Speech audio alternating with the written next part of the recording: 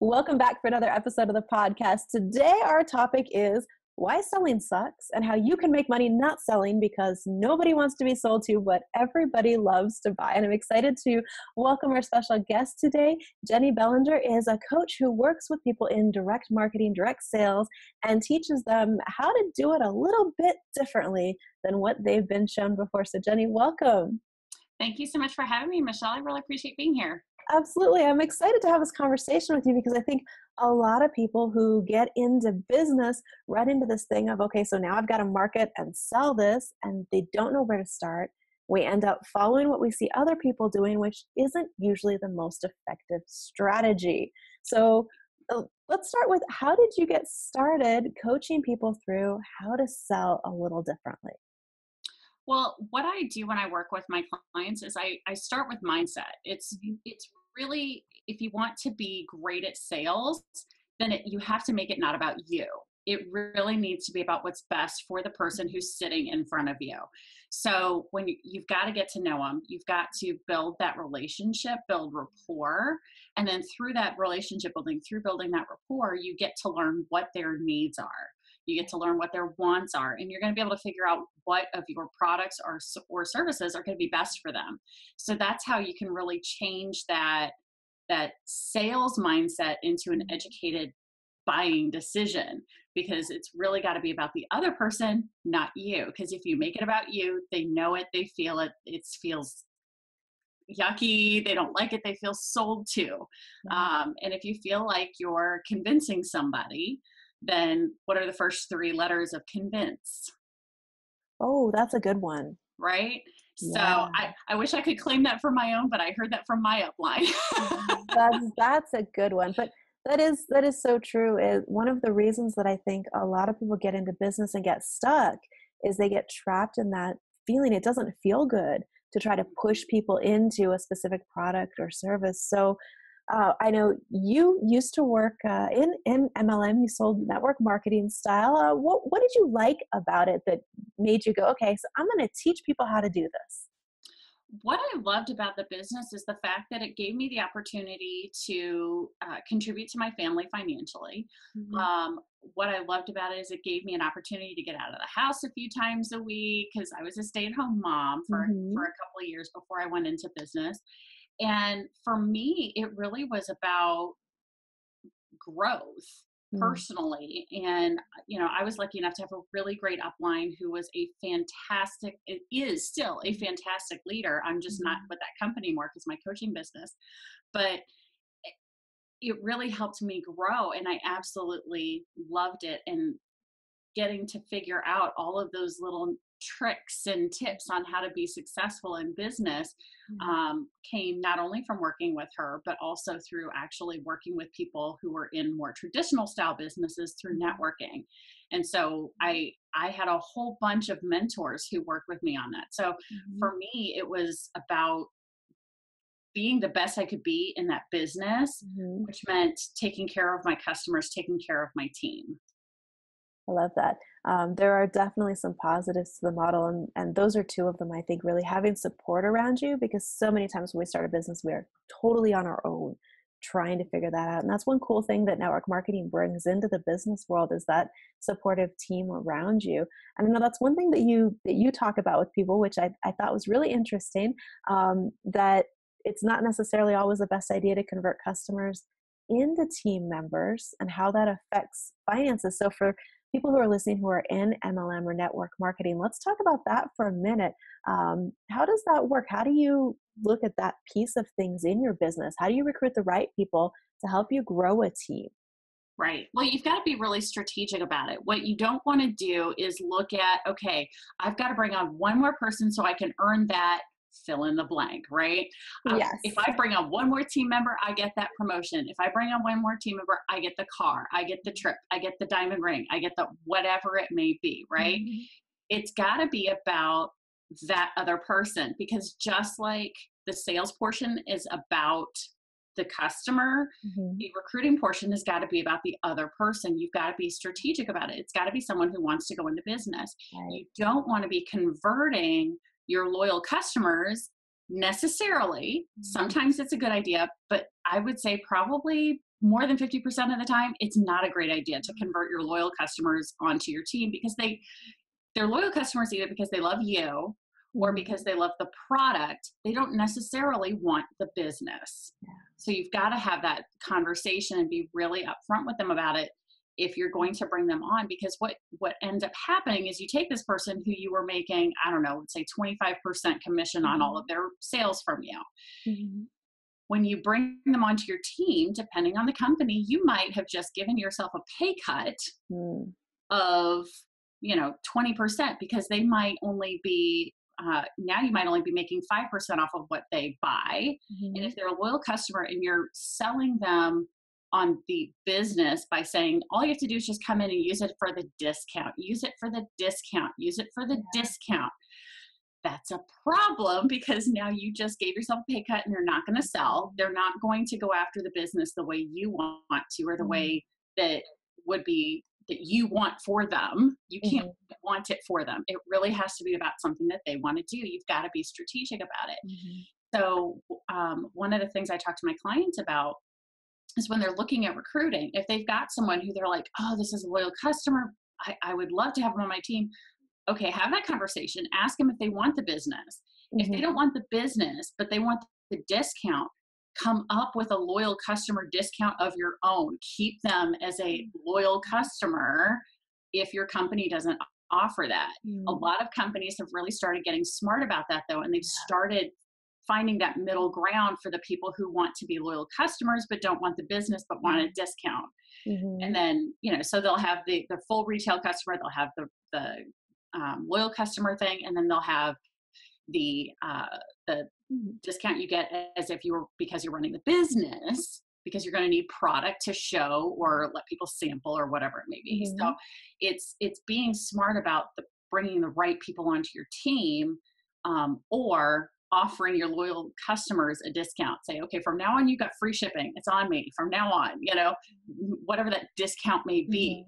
Mhm. um, it, Whatever keeps them around, so that way you've got that loyal customer base, so you keep your paycheck without giving yourself the pay cut because they wanted the discount. Mm. It's really important to look at the math of it with your particular company's comp plan. Absolutely, Yeah. absolutely. And that's one of the things that I make sure all of my clients are experts on. They've got to know how to work up that ladder. If you Yes. don't know what your next step is, how are you going to get there?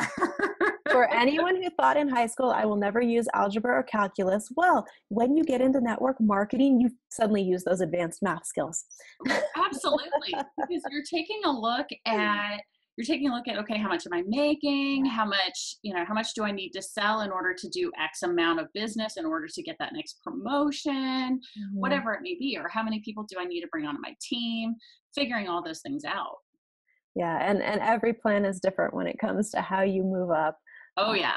Definitely. So when you're looking at that side of it that, and I love the way that you talk about whether to convert somebody to a team member really doesn't boil down to where you're trying to get to. It's about the person you're talking to, Mhm. and caring what outcome they're looking for. Do they actually want to build a business? Because you mentioned earlier one of the things that you loved about network marketing was the personal growth piece of it.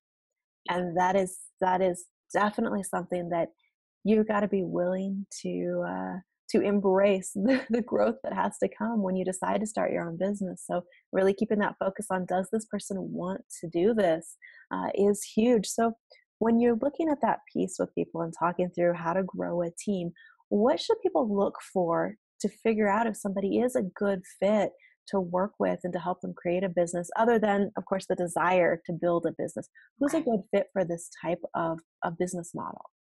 Well, it really depends on the person who's doing the recruiting, Mhm. actually, because the great thing about network marketing, or multi-level marketing, whatever you want to call it, direct sales, Mhm. is that you get to pick who you're going to work with.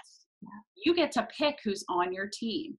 So what I do with my clients is I work through, and I actually, one of the first things I do with them is identify what are the Mhm. characteristics that they want in their team members. Mhm. So it's going to vary from person to person, because one of the things that I've learned in going through this process with my clients is that most oftentimes those top three characteristics that they want in their team members Mhm. are the top three things that they like about themselves in their business.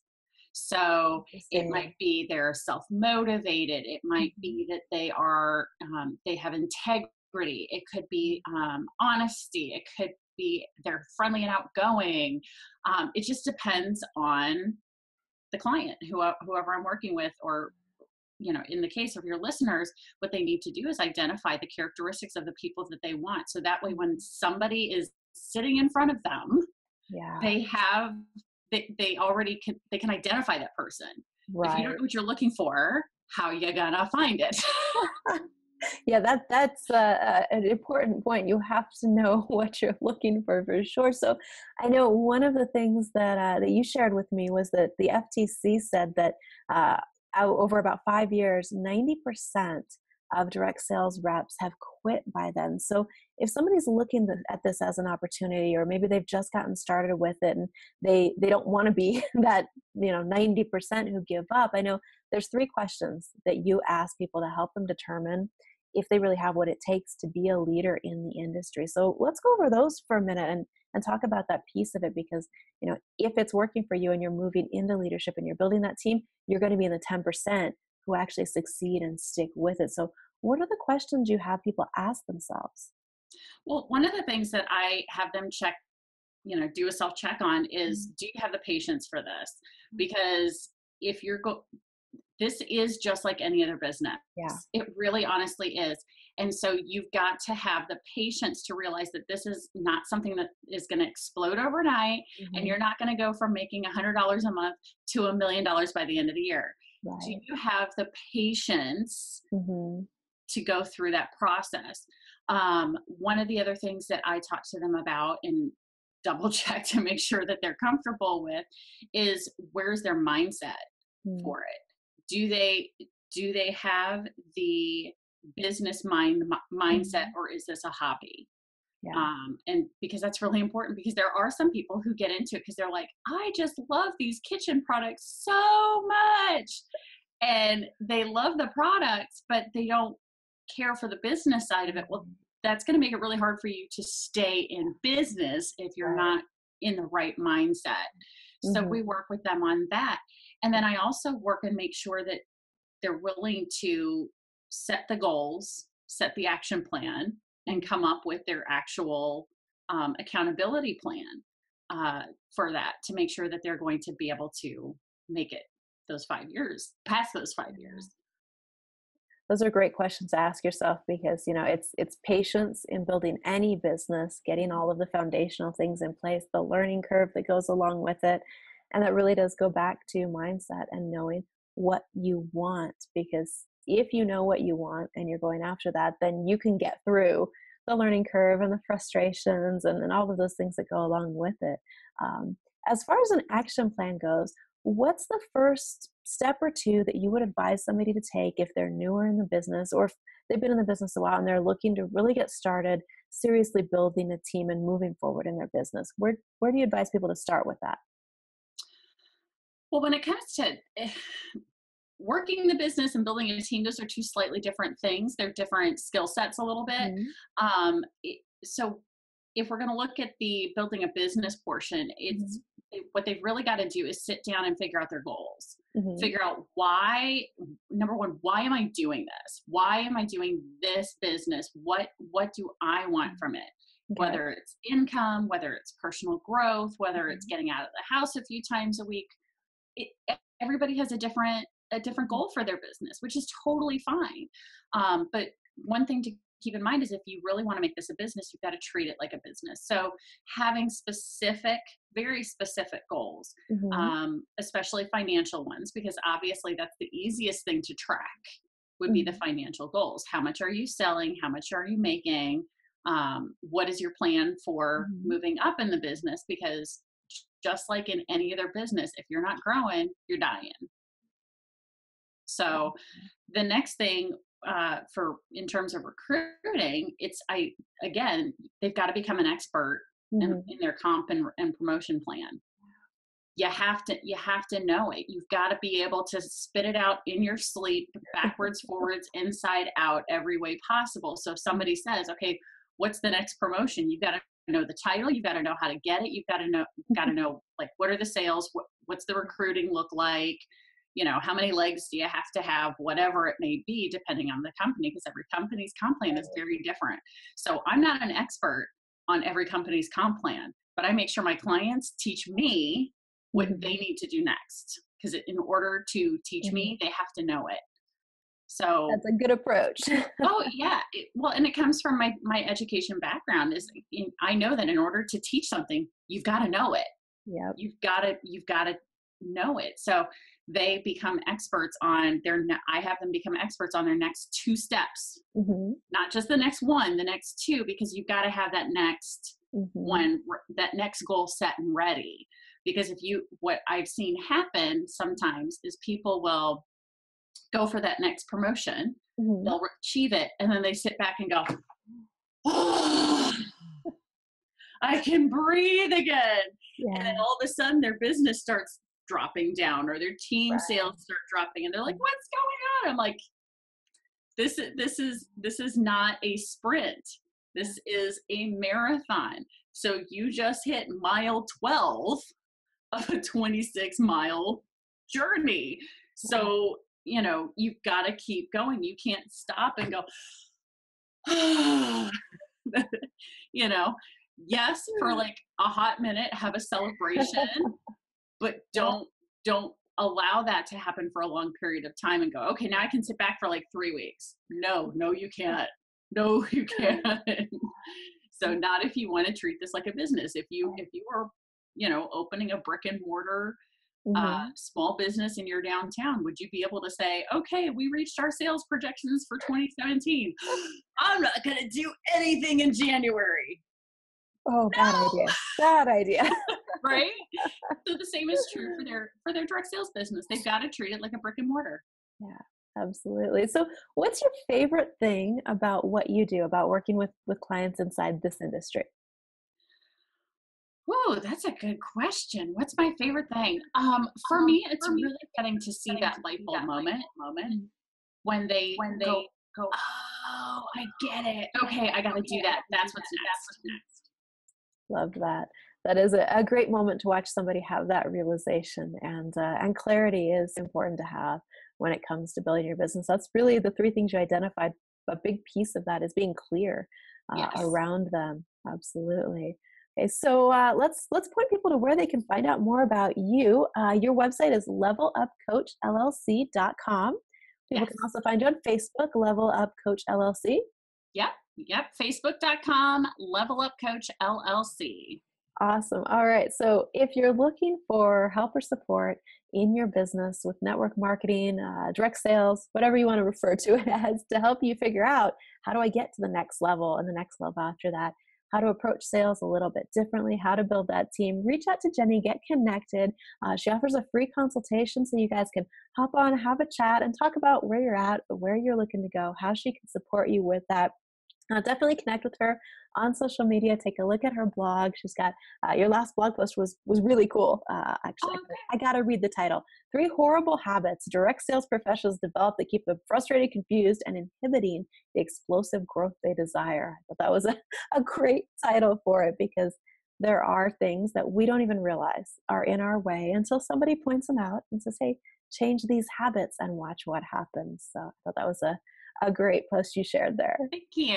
All right. So, guys, go check out Jeannie's site again. You can find it at levelupcoachllc.com. And, Jennie, what's one tip you want to leave people with today that will help them in their business? I would say you've got to find yourself an accountability partner, someone who's going to Mhm. actually hold you accountable to the things that you say you want to do, and then do them, and then have somebody who's going to actually follow up, to make sure you did that. Set something in place that's going to either reward you, which I Mhm. find is actually works very, very well. But some people are more driven by the consequence.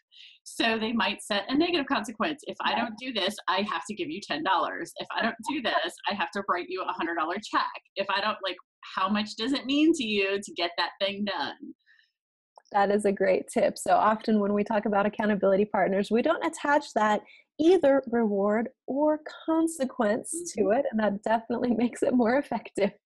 Oh yeah, if somebody calls up at, if your accountability partner calls up and says, "Hey, you said you were going to do this thing by Friday. It's Friday. Did you do it?" And you go, "Nope." Oops. Okay, now what? Right? So that's why when you're able to say, "Yes, I did it. So let's go see a movie. Let's go have a Cosmo. Let's go do Mm. whatever it may be, have an accountability partner." That's a great tip. Thank you so much for jumping on and sharing some of what you've learned in your business over the years with the listeners today. I appreciate it. Thank you, Michelle. And thanks everybody for tuning in. Be sure you click subscribe whether you're watching this or listening, and join us for the next episode. All right. Thank you. That was fun. Yay!